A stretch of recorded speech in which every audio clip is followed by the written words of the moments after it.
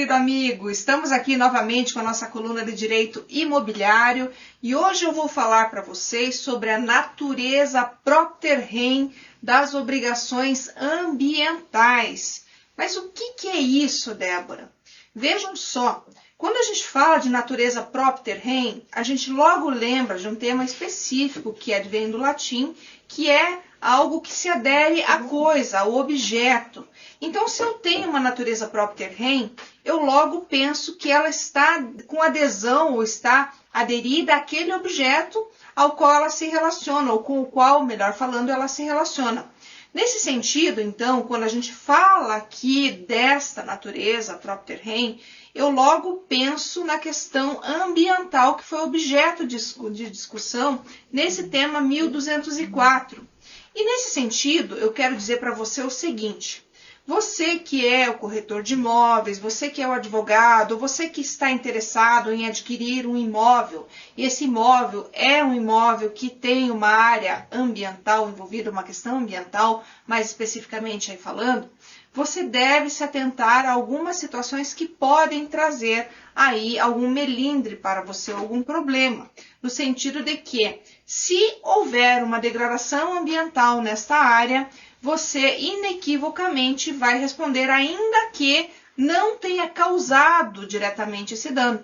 Porque nesse tema 1204, a tônica dele justamente diz respeito à responsabilidade daquele que, ainda que não tenha colaborado para causar o dano, tenha então adquirido a área, ou seja, você que comprou a área, independentemente de ter então contribuído para o dano, vai responder. Então, o que o tema fala? Que tanto o proprietário anterior, quanto o posseiro, quanto o proprietário que venha a receber o herdeiro, mais especificamente falando aqui, vai responder pelo dano ambiental.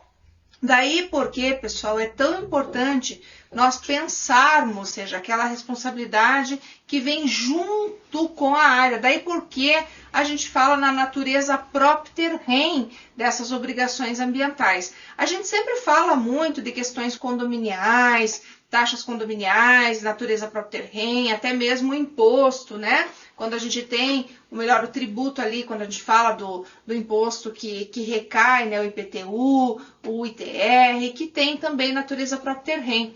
Então, nesse ponto aqui, pessoal, eu falo da natureza propter rem, que está atrelada justamente à obrigação que pode recair pelo dano que for causado a essa área, pela degradação ambiental. Então, veja, quando eu falo sobre isso, eu chamo atenção para dois vieses aqui, que é o primeiro deles, o fato de você saber que, ao adquirir uma área, ou você que está comercializando, ou você que está intermediando essa área, saber que, eventualmente, havendo um dano ambiental, ainda que não tenha sido causado por você, você poderá responder.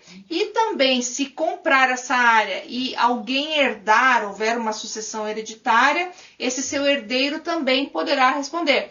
E vejam que aqui eu tenho um ponto importante a salientar, que esta responsabilidade que vai recair então sobre você, ela será de acordo com o que o órgão entender. Quem estiver numa posição mais favorável para responder sobre esse dano que foi causado é aquele que será escolhido para então vir a responder pelo dano, seja de uma forma ou seja de outra. Então, fica a critério do órgão. Então, você pode até falar, poxa vida, mas se não fui eu que causei, se fica a critério do órgão, por que o órgão não vai atrás de quem causou? Na verdade, se você estiver numa posição mais favorável para o órgão, é você que o órgão vai buscar.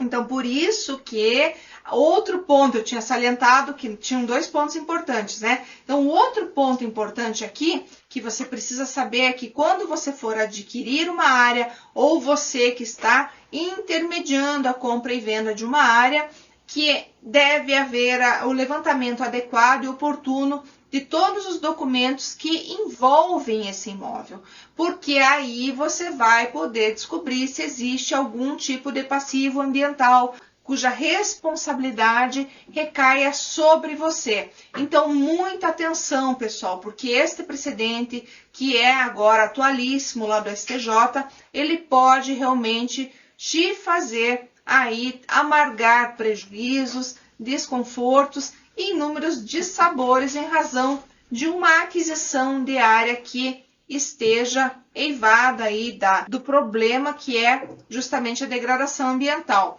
E por fim, pessoal, o que eu tenho a dizer para vocês? Que quando a gente fala de meio ambiente, questões que envolvem a reparação, nós estamos falando da necessidade de preservação que está lá contida numa disposição de ordem constitucional, que é o artigo 225.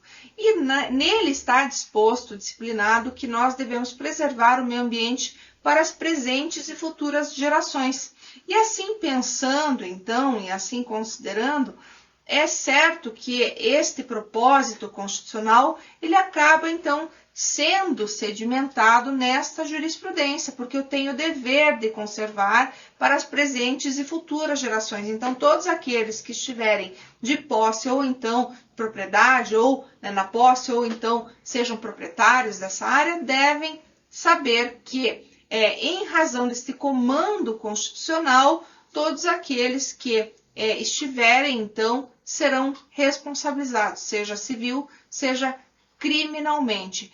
Por isso que a nossa coluna acaba tendo fundamental importância aqui para que você conheça e esteja sempre aí consciente dos seus direitos, das suas obrigações, dos seus deveres, que podem trazer implicações negativas caso não sejam devidamente observados. Isso inclui, inclusive, aqui a área ambiental, que também se conecta aí de forma muito especial com o direito imobiliário, razão pela qual eu trago essas temáticas também para você, porque quando a gente fala de compra e venda de imóvel, a gente sempre fala na necessidade de se precaver, na necessidade de você levantar documentos que são imprescindíveis para que você conheça o que você está comprando, conheça a situação da área e também conheça a situação dos vendedores, a fim de que você evite prejuízos futuros, pessoal. Então, sendo isso que eu tinha para trazer na minha coluna no dia de hoje, eu me despeço na certeza de que pude aproximá-los um pouco mais do direito imobiliário. Um grande abraço e até a próxima semana.